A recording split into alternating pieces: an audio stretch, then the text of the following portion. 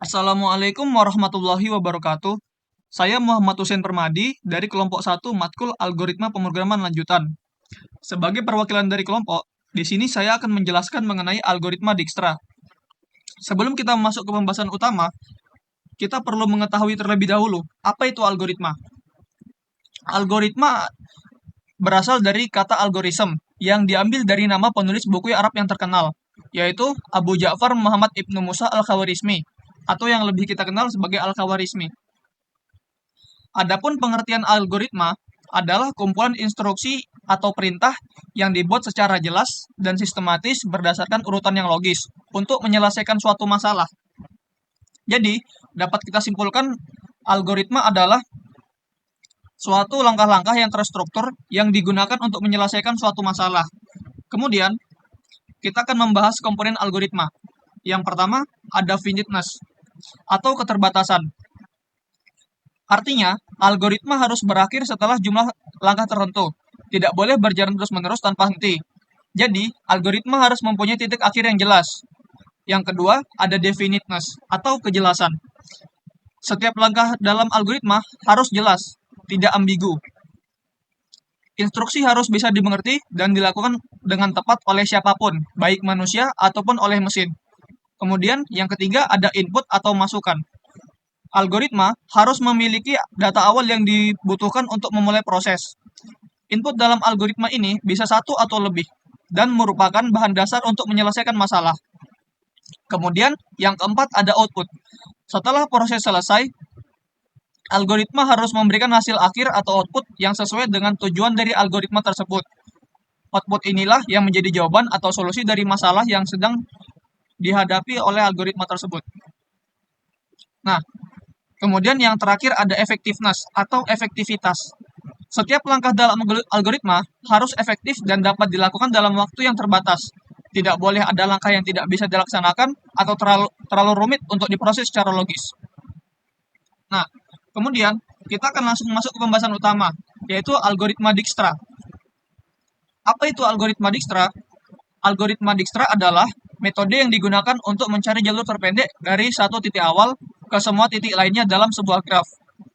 Algoritma ini ditemukan oleh ilmuwan komputer bernama Edgar White Dijkstra pada tahun 1959 dan dikenal sebagai solusi untuk masalah single source shortest path, yaitu mencari jalur terpendek dari satu titik ke semua titik lainnya dalam jaringan yang memiliki bobot positif.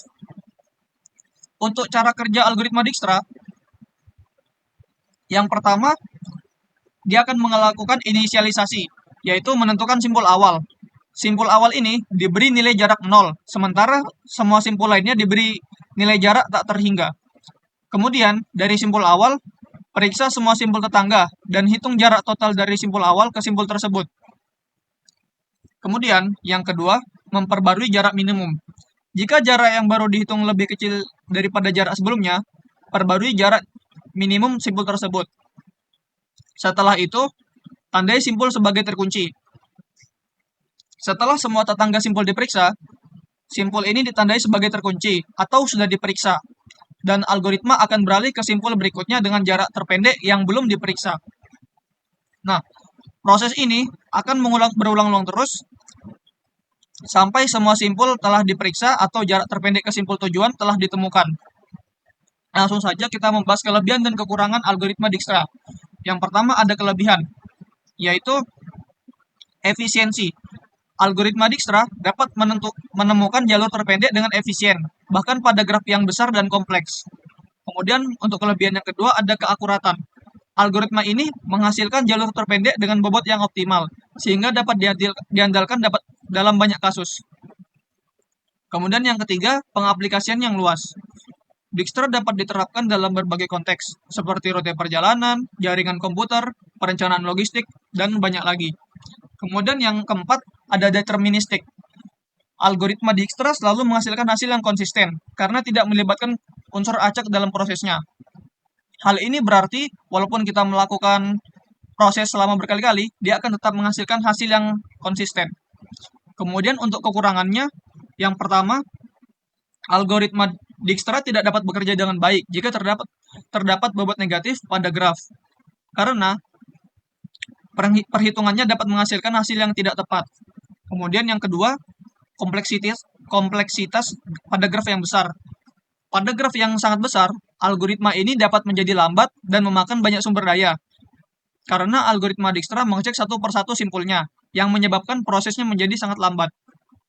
Kemudian yang ketiga, algoritma Dijkstra tidak dapat menangani graf dinamis dengan baik, karena ia dirancang untuk bekerja pada graf statis, yaitu graf yang tidak berubah selama proses.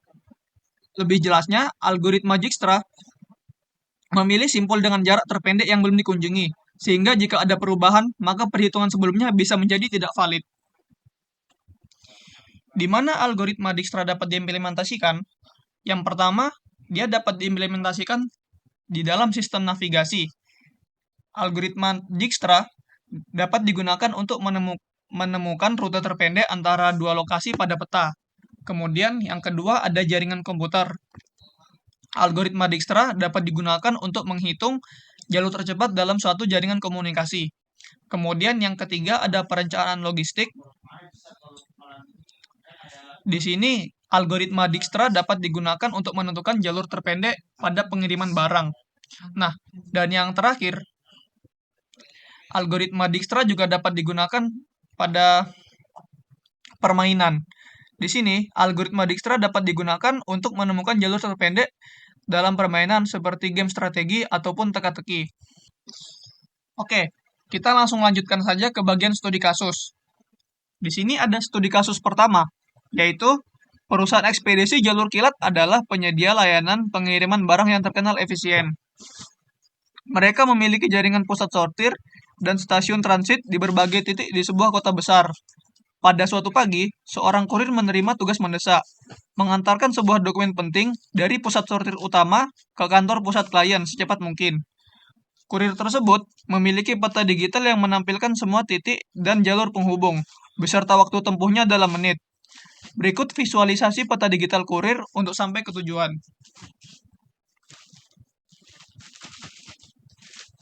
Oke, di sini bisa kita lihat dari titik A ini terhubung langsung ke titik B dan titik C, di mana dari titik A ke titik B memakan waktu 2 menit, dan dari titik A ke titik C memakan waktu 5 menit. Oleh karena itu, kita akan menandai titik terdekatnya, yaitu titik B. Kemudian, kita langsung saja ke bagian kunjungi B. Di sini, node B ini terhubung langsung dengan node D dan node E, di mana dari B ke D itu memakan jarak tempuh 3 menit, sehingga total jarak tempuh dari A itu 5 menit. Kemudian dari B ke E itu memakan waktu 8 menit, sehingga dari titik A akan menghabiskan waktu sebanyak 10 menit. Nah, di sini langsung saja ke kunjungi C. Di sini untuk C sendiri itu terhubung langsung ke titik D dan titik F, di mana dari titik C ke titik D itu memakan waktu 1 menit, sehingga dari total waktu dari A-nya memakan waktu 6 menit. Sedangkan dari titik C ke titik F itu memakan waktu 7 menit, sehingga dari titik A ke titik F itu memakan waktu 12 menit. Oke, di sini kita langsung tandai dari C ke D tadi, karena itu merupakan titik terdekat dari C-nya. Nah, kemudian untuk kunjungi D di sini node D terhubung langsung dengan node E dan node F, di mana dari D ke titik E itu memakan jarak tempuh 3 menit, sehingga jarak tempuh terdekat dari titik A itu memakan waktu sebanyak 8 menit. Kemudian dari titik D ke titik F di sini memakan waktu 4 menit, sehingga jarak tempuhnya menjadi 9 menit. Oleh karena itu, kita akan menandai titik E-nya. Nah, kemudian di sini dari titik E, itu hanya terhubung ke satu titik, yaitu titik G. Dari titik E ke titik G, itu memakan waktu tempuh sebanyak 6 menit, sehingga jarak terdekat dari titik A-nya itu akan memakan waktu selama 14 menit. Nah, kemudian langsung saja ke sini kita ke kunjungi F. Di sini titik F terhubung ke titik G dan titik H, di mana dari titik F ke titik G itu memakan waktu sebanyak 3 menit. Sehingga dari titik A-nya itu memakan waktu sekitar 12 menit. Sedangkan dari titik F ke titik H itu memakan waktu 9 menit. Di mana dari titik A-nya itu akan memakan waktu sekitar 18 menit. Nah, karena dari titik F ke titik G ini adalah yang terdekat, maka kita akan menandai dari titik F ke titik G ini. Nah, kemudian sampailah kita ke kunjungi G. Di sini titik G hanya terhubung ke satu titik, yaitu titik I, yang memakan waktu 1 menit. Sehingga pada jarak terdekatnya di sini adalah sekitar 13 menit. Nah, kemudian dari titik I ini hanya terhubung ke satu titik, yaitu titik J, yang dimana memakan waktu 4 menit. Dan jarak tempuh total dari titik A-nya itu memakan waktu 17 menit. Oke, kemudian kita telah mendapatkan jalur tercepatnya, yaitu dari titik A, kemudian ke B, kemudian ke D, ke F, ke G, ke I, dan ke J. Itu memakan waktu hanya 17 menit. Oke, langsung saja kita beralih ke studi kasus yang kedua. Di sini, seorang karyawan bernama Dimas bekerja di sebuah perusahaan teknologi yang terletak di gedung A. Setiap hari, Dimas pulang ke rumahnya yang berada di kompleks K. Di tengah perjalanan, terdapat beberapa titik persimpangan jalan dan cabang yang bisa ia lewati, yang masing-masing memiliki estimasi waktu tempuh.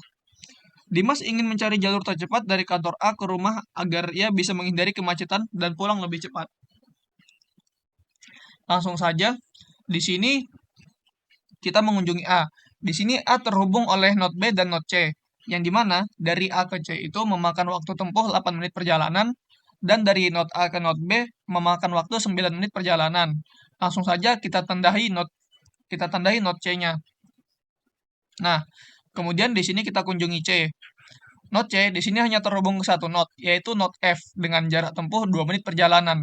Jadi, dari not A ke not F di sini memakan waktu 8 menit perjalanan. Kemudian dari kemudian kita langsung mengunjungi ke not F-nya. Not F di sini terhubung dengan dua not, yaitu not E dan not I. Di mana F ke E di sini hanya memakan waktu 1 menit perjalanan, sedangkan not F ke not I itu memakan waktu 5 menit perjalanan. Jadi kita akan menandai yang not F-nya ke not E. Langsung saja kita kunjungi not E. Di sini, not E hanya terhubung ke satu not, yaitu not H, yang hanya memakan waktu 1 menit perjalanan. Sehingga dari not A ke not H di sini hanya memakan waktu 12 menit perjalanan. Kemudian kita akan mengunjungi H. Di sini hanya terhubung ke satu not, yaitu J, yang dimana dari not H ke not J itu memakan 8 menit waktu perjalanan. Yang dimana dari not A ke J, jika melewati C, F, E, dan H, itu akan memakan waktu sekitar 20 menit perjalanan.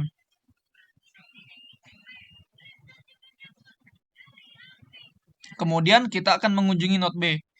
Di sini, not B hanya terhubung ke not E dan not D. Yang dimana dari not B ke not E itu memakan 4 menit perjalanan, dan dari not B ke not D itu memakan 7 menit perjalanan. Sehingga kita akan mengambil jarak terdekatnya, yaitu not B ke not E, yang hanya memakan waktu 4 menit perjalanan. Dengan total perjalanan dari A itu sekitar 13 menit perjalanan. Kemudian kita akan mengunjungi D. Di sini, not D hanya terhubung ke not G, yang dimana memakan 6 menit perjalanan.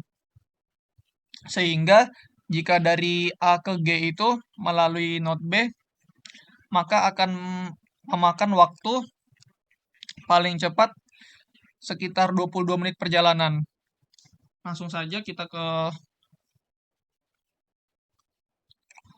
kunjungi I.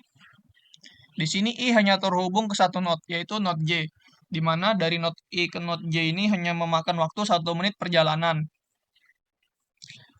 Sehingga jarak tercepat dari A ke J itu jika melalui node I itu sekitar 16 menit perjalanan. Kemudian kita akan mengunjungi node J-nya. Di sini node J hanya terhubung ke node K, yang dimana node K itu node terakhir. Di sini node J ke node K itu berjarak sekitar 6 menit perjalanan, yang dimana bisa kita lihat kalau dari awal itu jalan tercepatnya melalui A, C, F, I, J, dan K, yang hanya memakan waktu sekitar 22 menit perjalanan. Di sini kita langsung bisa ngelihat jalur tercepatnya adalah A, C, F, I, J, K dengan total waktu 22 menit. Mungkin itu saja. Terima kasih kepada teman-teman saya yang telah membantu saya membuat video presentasi ini. Saya akhiri. Wassalamualaikum warahmatullahi wabarakatuh.